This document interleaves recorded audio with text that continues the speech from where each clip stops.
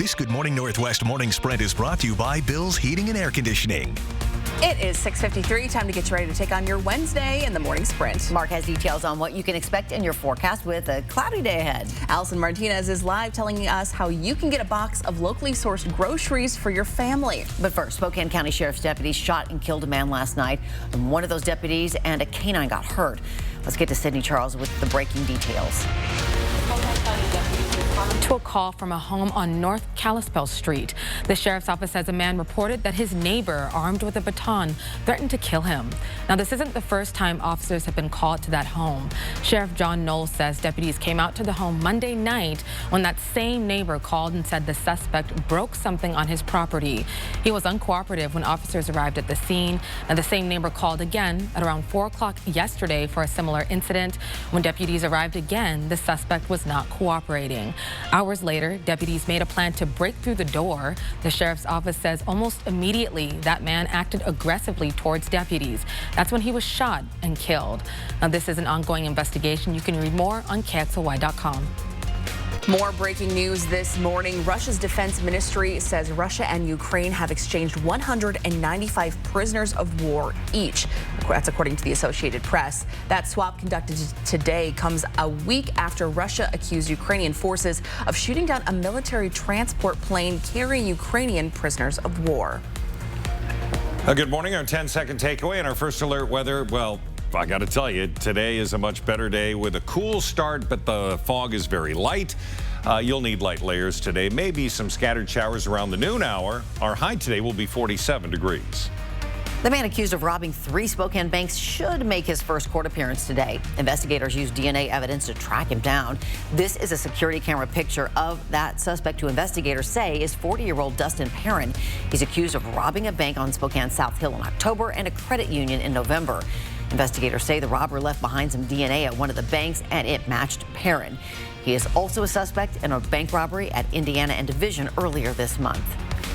February 28th, that's when Idaho will execute its first death row inmate in more than a decade. Thomas Creech is convicted of killing 5 people, including a fellow inmate.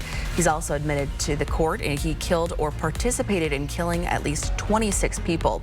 Creech was originally scheduled to be executed in November, but it was postponed when his lawyers asked for his sentence to be reduced. A judge denied that request yesterday. Now, one of the only things that could prevent the execution would be an order from the governor. The population of the city of Spokane Valley has grown by about 20,000 people in the last 15 years.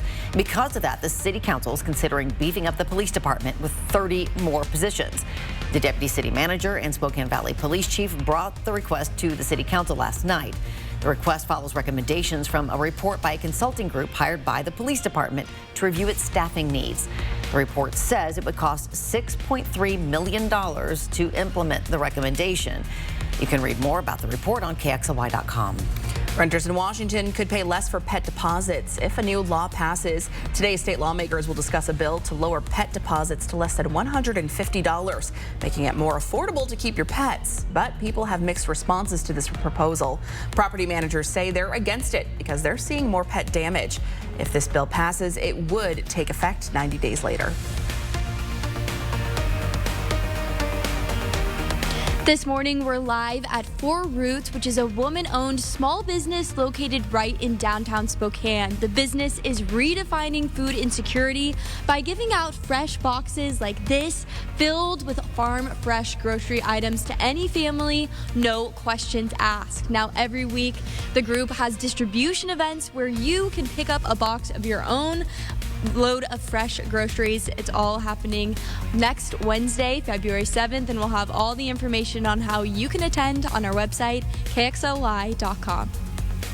A new Chick-fil-A could still set up shop in Spokane South Hill. Last week, developers officially submitted a new proposal to the city during Monday night's city council meeting. Members passed an ordinance to ban drive-through businesses like Chick-fil-A in that area. The newly passed ordinance would designate part of 29th Avenue from Martin to Fisk Street as a pedestrian street. Now the city is working with Chick-fil-A to see if the project can move forward. President Biden says he has decided how he will retaliate for the drone strike that killed 3 U.S. service members in the Middle East. The latest on the planned operation is coming up on Good Morning America starting at 7. I'll have a final check of weather right after this.